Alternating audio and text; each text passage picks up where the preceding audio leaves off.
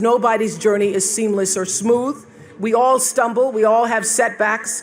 If things go wrong, you hit a dead end, as you will. It's just life's way of saying, time to change course. So ask every failure. This is what I do. Every failure, every crisis, every difficult time, I say, what is this here to teach me? And as soon as you get the lesson, you get to move on. If you really get the lesson, you pass and you don't have to repeat the class. If you don't get the lesson, it shows up wearing another pair of pants or skirt to give you some remedial work.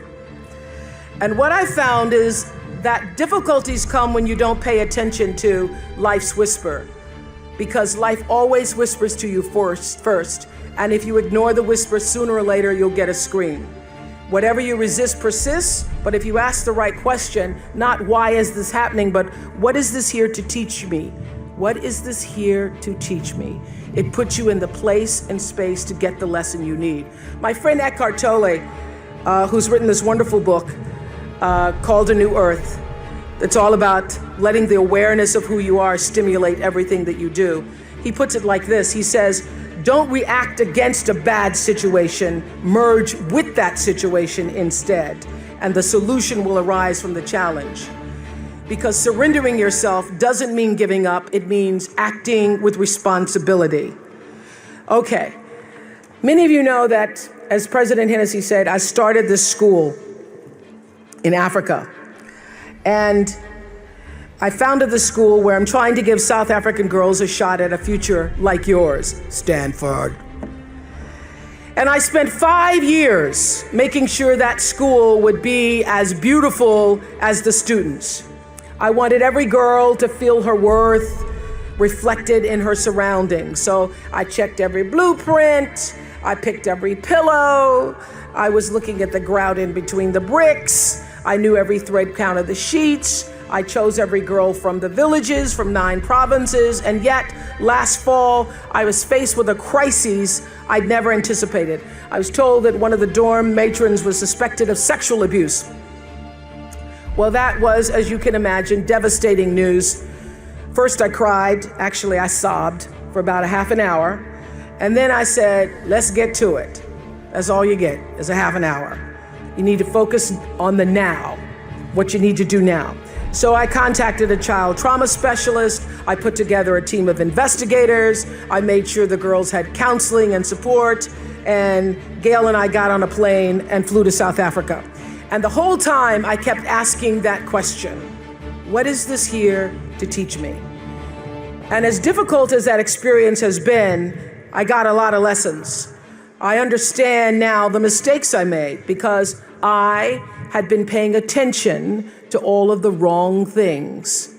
I built that school from the outside in, when what really mattered was the inside out. So it's a lesson that applies to all of our lives as a whole. What matters most is what's inside. What matters most is the sense of integrity, of quality, and beauty. I got that lesson.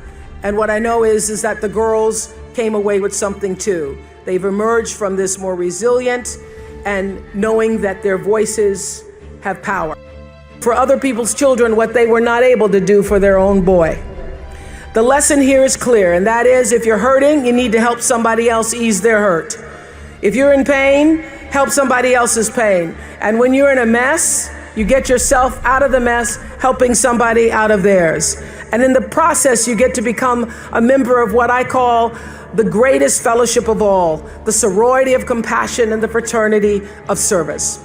The Stanfords had suffered the worst thing any mom and dad can ever endure, yet they understood that helping others is the way we help ourselves. And this wisdom is increasingly supported by scientific and sociological research. It's no longer just woo-woo soft skills talk.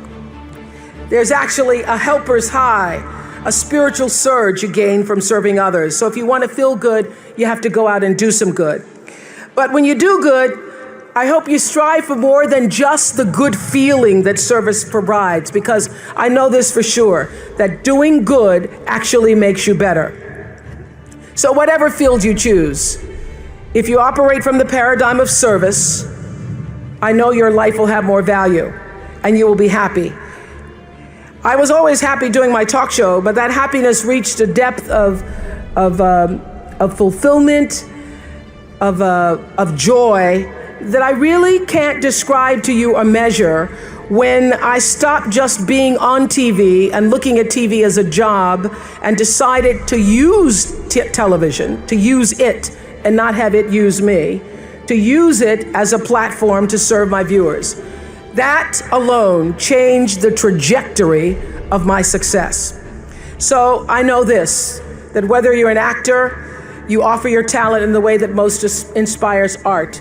If you're an anatomist, you look at your gift as knowledge and service to healing. Having compassion for other people is at the top of that list. I would say commitment is at the top of that list. And also a spirit of constructive engagement. And by compassion, I don't just mean sympathy. It certainly isn't pity. It's being present, and it's also feeling with other beings. You know, during the years of the Oprah show, I interviewed over 37,000 people one-on-one. So whenever I'm telling my girls anything and they say, they start rolling their eyes, I go, I'm the only person you're gonna talk to is talk to 37,000 people. So if I were you, I would pay attention. But during all those years of talking to over 37,000 people one-on-one, I could feel what they were feeling so strongly. Sometimes it made me sick, literally. So I had to learn how to feel how others were feeling, feel with others, which is what it means to be compassionate, to feel with others without taking in all of their stuff.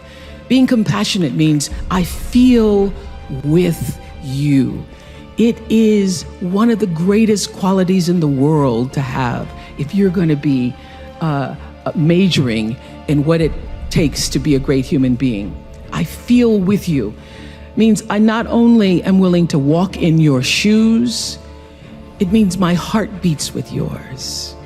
It means I see myself in you. It means I may not have shared that circumstance, but I know what heartbreak feels like. I know what pain feels like, and all pain is the same. It means I can feel your will to want to do better and be better. And I feel and I am with you. In spite of everything that's happened to you, I feel your need to rise. I want to help you rise. I want to rise with you. If you can capture the humanity of people, if you can just capture the humanity of the people, of the stories that you're telling, you then get that much closer to your own humanity. And you can confront your bias, and you can build your credibility and hone your instincts and compound your compassion. You can use your gifts, that's what you're really here to do, to illuminate the darkness in our world. So many people are worried about building a brand. I hear kids on social media talking about their brand. And I used to really resent the word when people would say to me, oh, you have this brand, because I never even thought about a brand. I just thought about day in and day out, making the best right choice for me. But now I embrace it because I recognize people see me as a brand. But for me, it's not a business. It is a question of what do you stand for? And I will say this, you're nothing if you're not the truth. So I've made a living, I've made a life, I've made a fortune, really. It's fantastic. All good from being true to myself.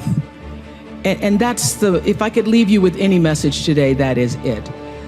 The biggest reward is not financial benefits, though it's really good. You can get a lot of great shoes. Nothing wrong with great shoes. But those of you who have a lot of shoes know that having great shoes and a closet full of shoes or cars or houses or square footage doesn't fill up your life. But living a life of substance can. Substance through your service, your offering of your whole self. And the baseline for how do you live a life of substance is whatever is the truth for you. What do you stand for?